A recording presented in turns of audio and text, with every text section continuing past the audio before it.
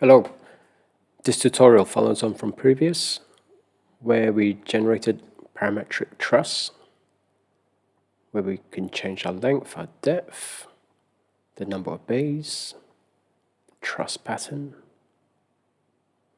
and we'll take this outputs and put it into Karamba, which is a plugin inside of Grasshopper, a structural analysis plugin. And so this will assign sections and supports, assign loads and materials, and we can then view the deflections and force outputs for axial moments and as such.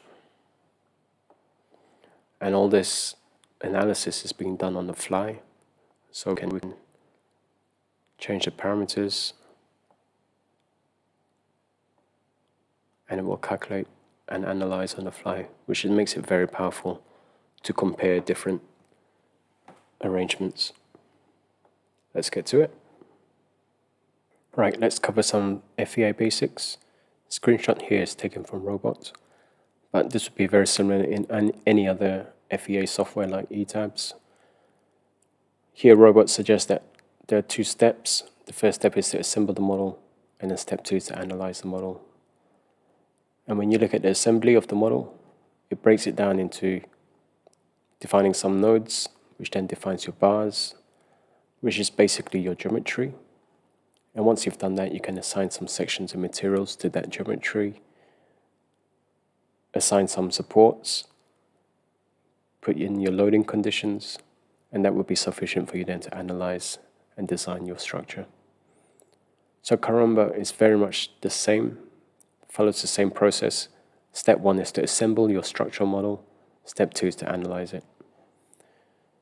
When you consider the inputs for your assembly of your model, the various inputs, but the main 4 are the 4 that we covered just now. Put your bars in, your supports, your loads, your sections and materials. Once you've defined that, that will be sufficient for you to then analyze your basic Karamba model. Taking our truss as an example, we'll take each of the 4 components in turn. So the first one would be your elements. Already in the previous tutorial, we've defined our chords and our posts and our diagonals. So Karamba will only take in line geometry only, so it can't take curves. It has to be segmented at each intersection point, which is really important. Your chord cannot be a single line from end to end. It has to be segmented at any intersection point. This is why we took time and care when setting the model up in the previous tutorial, that the chords are segmented. You want to group each type, chords, posts, diagonals, and that may be grouped because the sections may be different, the properties may be different, the releases may be different. So depending on how complex a model is, you want to group as many of the different types. Once you've grouped them to types, you just entwine them so that each type is on a different branch. Then you can assign your beam IDs so that you can refer to them easily. For example, if you want to assign some loads to them or different properties. Supports, straightforward, a list of points, and just define each support to each point. Different support types will then need a different list of supports. So you might have pin supports like this, or you can have fixed supports, roller supports. And using the support component, you just set the different release condition.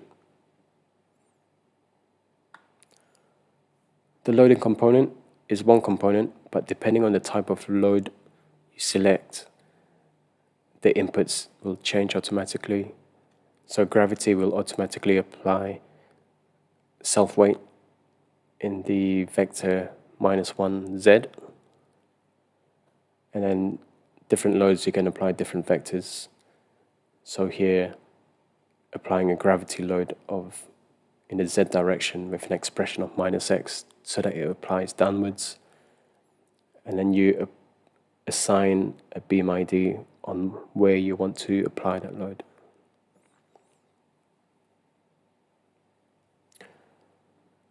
Cross sections, so we want a different cross section for the different beam ID. So chords, let's say 80 by 40, posts 60 by 40, and diagonals 50 by 30. You would utilize two different components here. The cross-section selector has an inbuilt database of about 170,000 sections. So you would use a cross-section range selector to focus in on the particular section type you like, based on the country type, shape type, and the family type. Then once with this narrowed down range of sections, for example, if you want a 60 by 40, you will note that the index is index 12, and then you will assign it index 12 to the post. So once you've done that for each beam ID, you can collect that into the cross section. Having covered those four basic inputs, you can now analyze it. Once you've analyzed it, which is automatic, you will need two further components. One is to view the model, and one is a beam view so that you can see the forces and the moments in the bars. Okay, picking up where we left off in the previous tutorial, we set up our parameters for our truss, and these were the outputs of the scripts, which will be the inputs to our Karamba.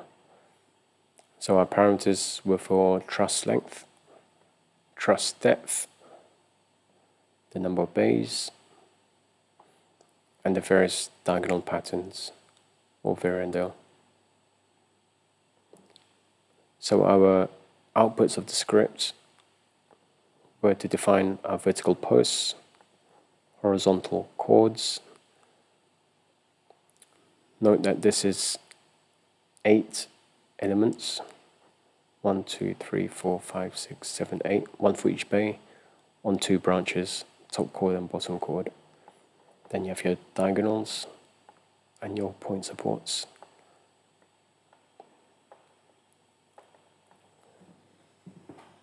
As discussed previously at the start of the tutorial, there will be a 2-step process. One is to assemble the model and one is to analyze the model. And when you go to the Karamba menu, you can see the subgroup 1 to model, 2 loads, 3 cross sections, 4 materials, 5 is your analysis algorithms.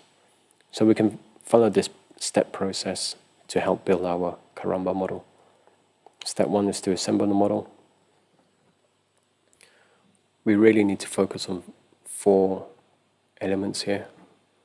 One is the elements, loads, supports, and cross sections. Okay, so these are the 4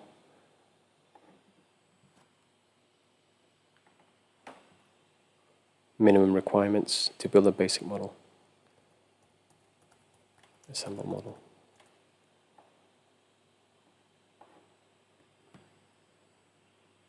Alright, that's what we need.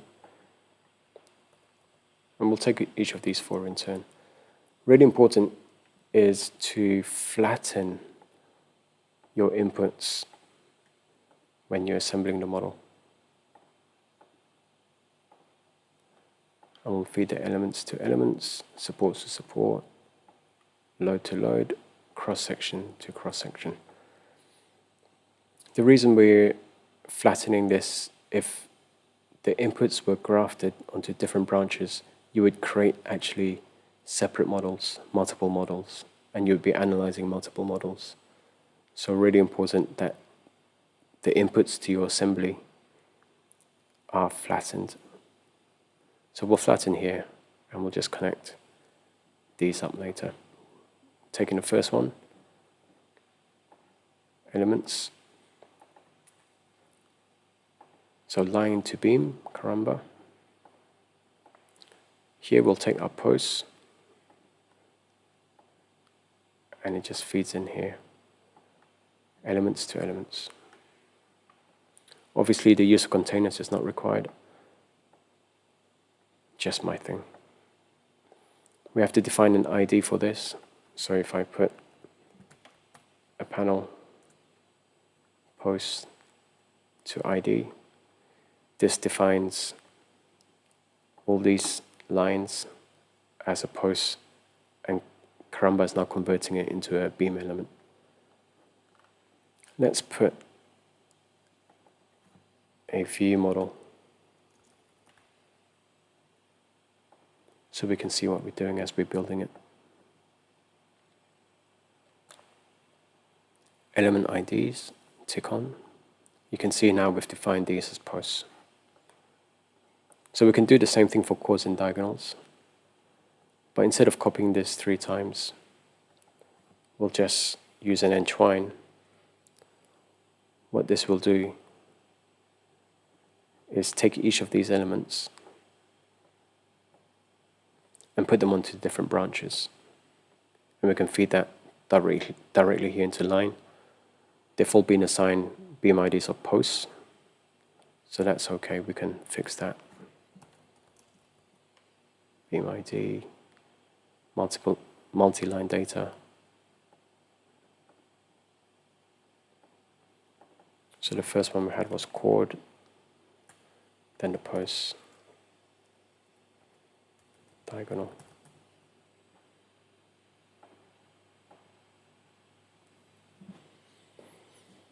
So that's not quite right. We have, on the chords, we have chord, post, diagonals. They should all be chords. They should all be chords, not diagonals. The reason is our data is on 3 separate branches, and this is a single branch with 3 items. So it's named the first item in each branch, chord, the second item in each branch, post, and all the other items in each branch, diagonals. So we just need to graph that, and that's fixed it. All the chords nicely identified, posts vertical, and then diagonals.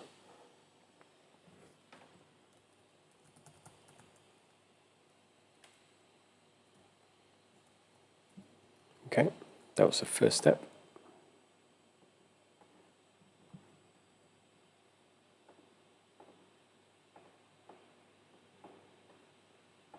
Second step is to define our supports.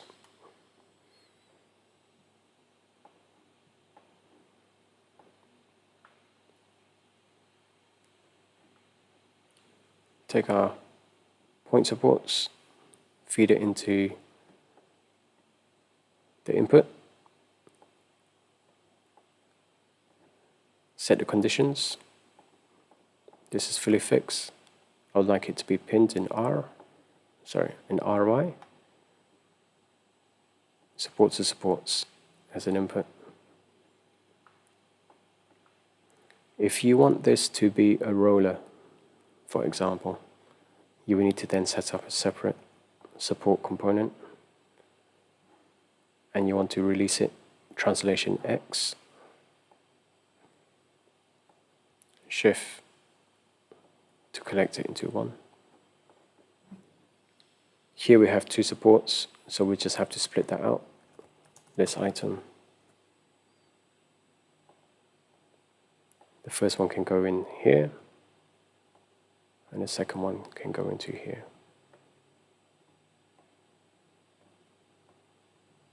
Okay, so you can see in the first support, X, Y, Z is fixed, but it's free to rotate about Y.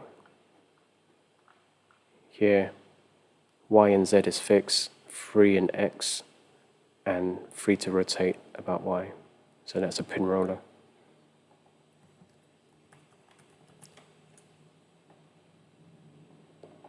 That's our supports.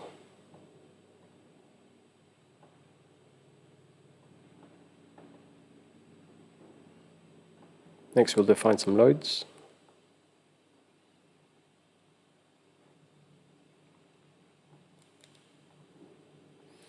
By default, gravity loading.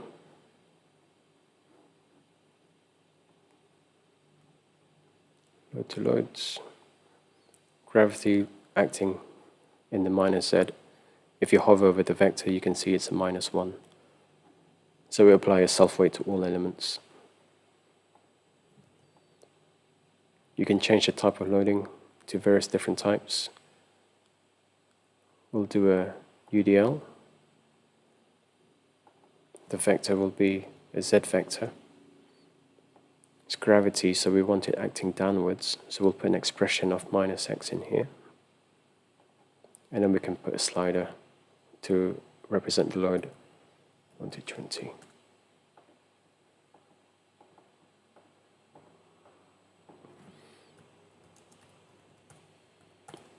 When you first install Karamba, it will ask you what units you would like to use, imperial or metric. So when you hover over the inputs, you can see the units it's expecting. You can see here it says kilonewtons per meter. So this is 1 kilonewtons per meter. Your model should be in meters, obviously.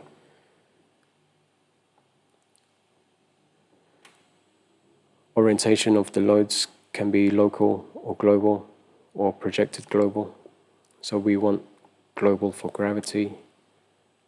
This is being applied to all loads, all elements. And we can put our load values on. So at the moment it's 1 kilonewton per meter. And we can change that. So we really want to just have chords in here.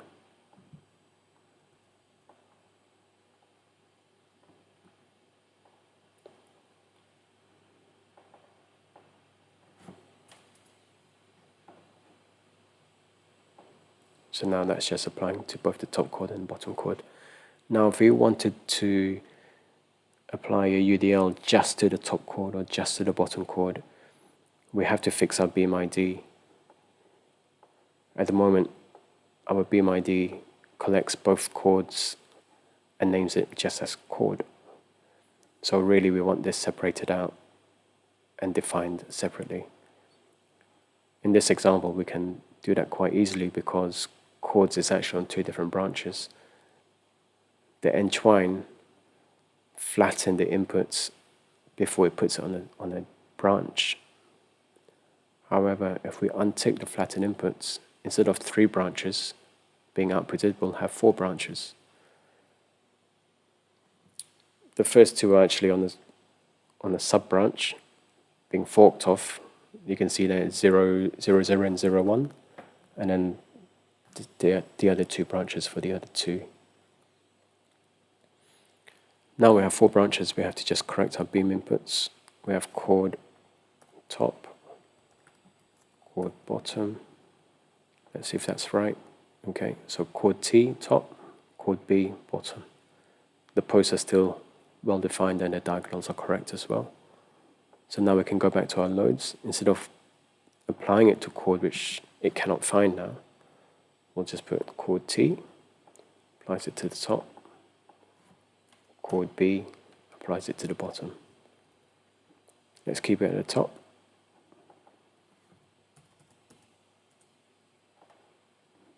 And that's our loads.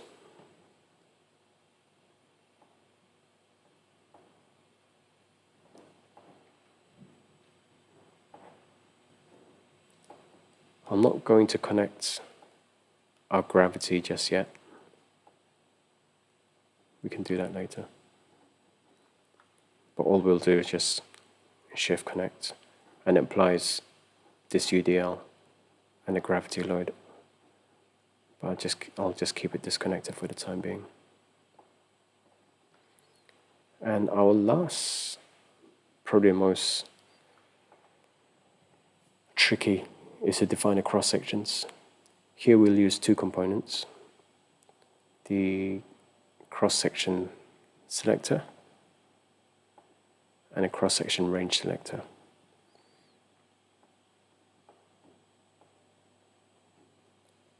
So the cross section you can input in a library or use the default library built in, which has about 170,000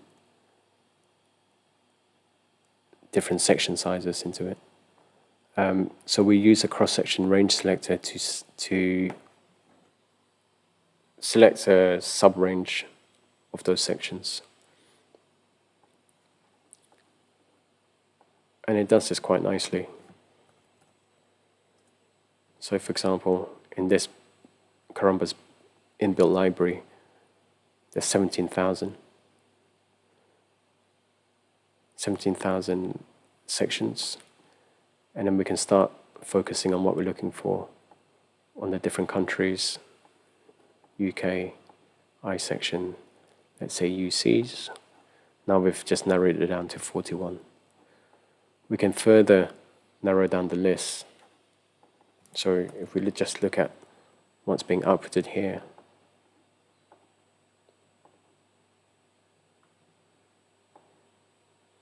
so this is a list of 41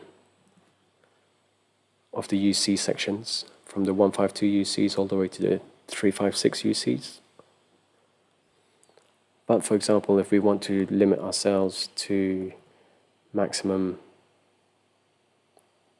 300 millimeters depth, so max H 300, then it will limit it to 300. Now you just have to notice that when you hover here, the input is centimeters. And I put 300 millimeters, so I just change that to 30. Then our list has reduced from 41 to 13. Okay.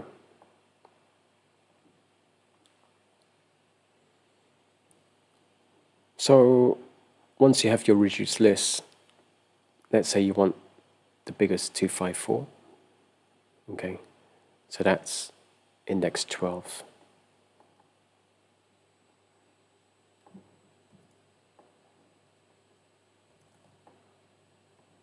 So we'll have a panel called section index.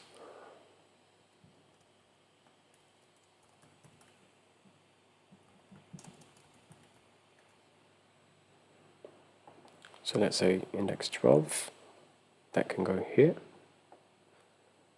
And the beam ID, let's say top chord, that goes into the element ID here. Let's join up cross-section to cross-section. And if we apply our cross-section names, okay.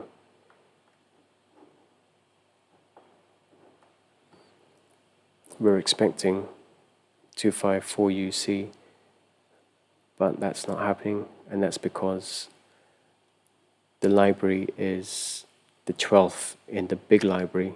We need to just say, no, I want the 12th in this reduced library, so we just connect this here.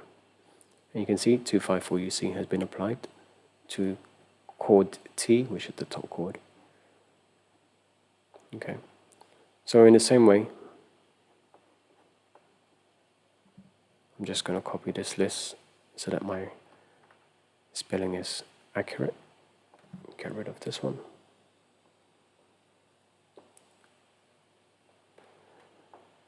So with 4 beam IDs, I need to put 4 different section index.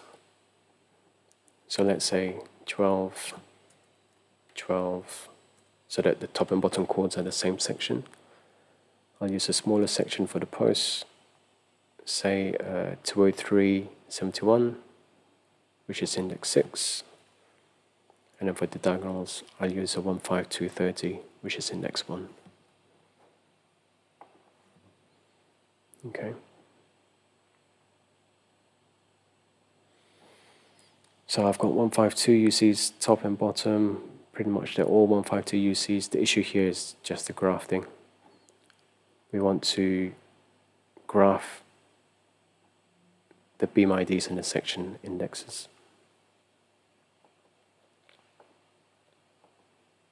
So that section 12 applies to chord T, section 12 applies to chord B, 6 to posts, and section 1 to diagonals. Okay, and you can see that's now correct. If you want to see that in 3D, we can render that by a beam view component. Beam view, Karamba 3D, model to model, cross sections. So you can see the cross sections there. Visually, you can see that the diagonals are smaller than the posts, which is correct, which is then visually smaller than the chords. Now, if you want this bottom chord, for sake of example, to be a totally different section, so not a UC, but RHS, then in that case, we have to then use a different range selector. So let's just copy that. I'll still apply the 300 max H, but I'll change this to RHS. Okay, let's see. There's still 138. Even on the sublist, limited to 30 centimeters. But let's say I'll go for 200 by 100, which is index 114.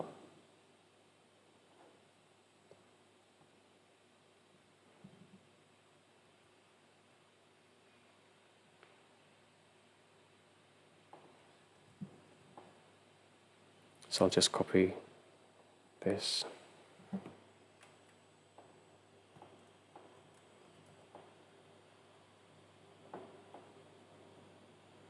So this cross section will go into here, section here, beam index here.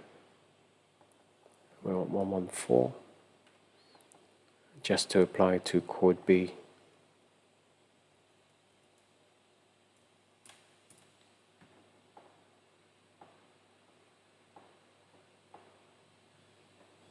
I'll have to just remove it from up here.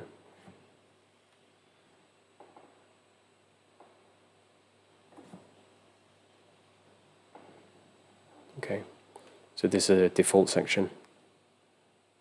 I'll add this section in, shift. That's the box section put in. So that's how to deal with different family types.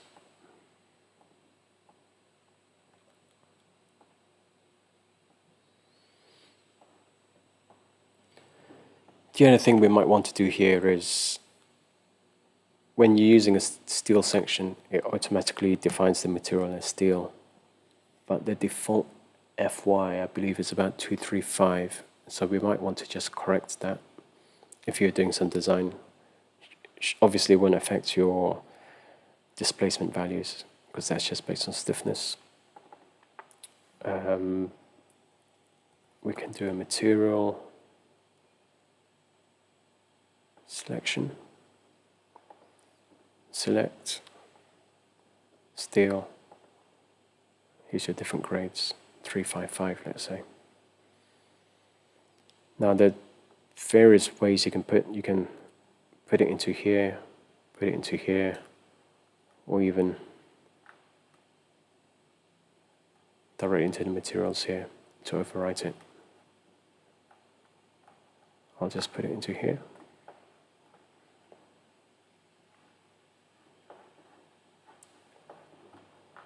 Just to show you what's going on. Material names.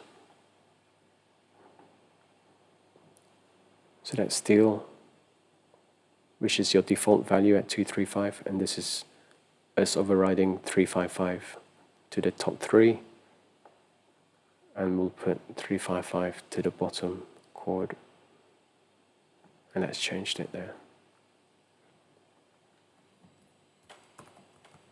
Sections and materials.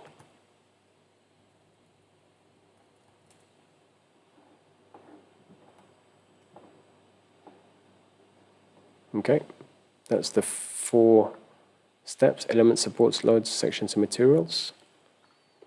It's gone into assembly model. Everything's flattened. If you don't flatten it, you start getting errors and you get the dashed line. So you've got multiple models trying to be created, which you can deal with, but you have to set it up properly. Okay, so now we look for an analyze, first order, second order.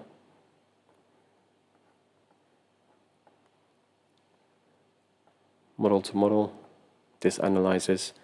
Now I want to see the output of this, so instead of connecting the model view to the assemble, I'll connect it to an analyze.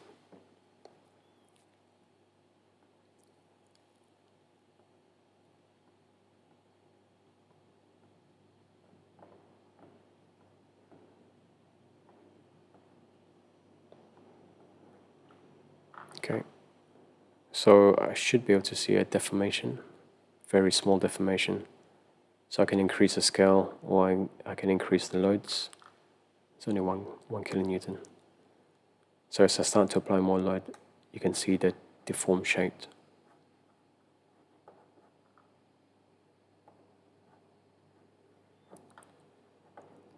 Now with the beam view following the model view, I can see the cross section in the deformed shapes. Just to avoid the double overlay, switch everything off.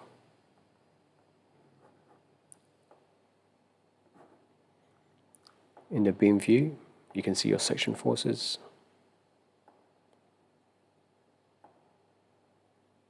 So these are your moments, your major moments, and the axials. This is as you expect. Tension, compression at the top. Let's just switch our supports to the top.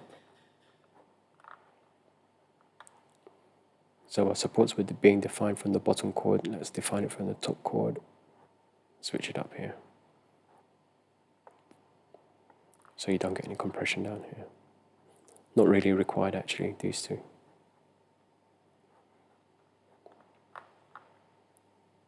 See the values.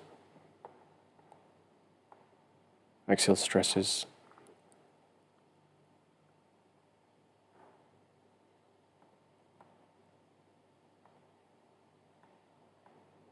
Displacements. There you go. That's your basic Karamba setup.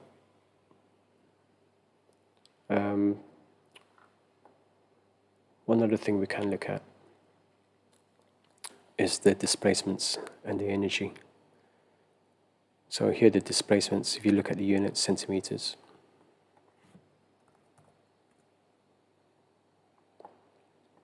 So centimeters, let's take it to millimeters. We'll use an expression x times 10. That will give us displacement in millimeters. Energy in terms of kilonewton meters. I'll explain that in a sec. Let's just boost that by 100. And I'll take the mass. The mass is in kilograms. I'll take that into tons. So if I take that mass and multiply that by 1,000, that will give me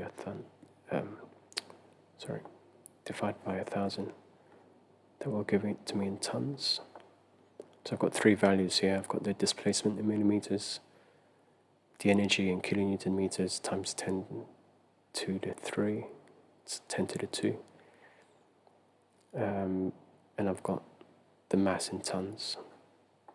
Let's just format that nicely.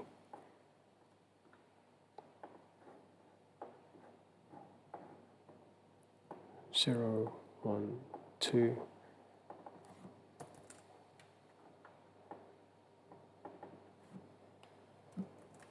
Displacement equals the input from stream 0, 2 decimal places,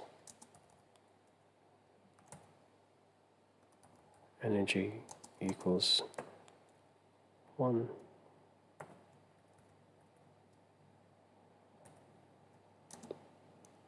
times 100 kilonewton meters, and the final one was mass from stream 2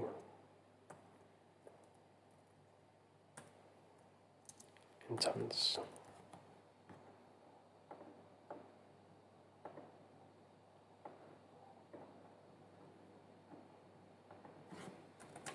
Let's just check that output there. Displacement 4.3, energy 45.44.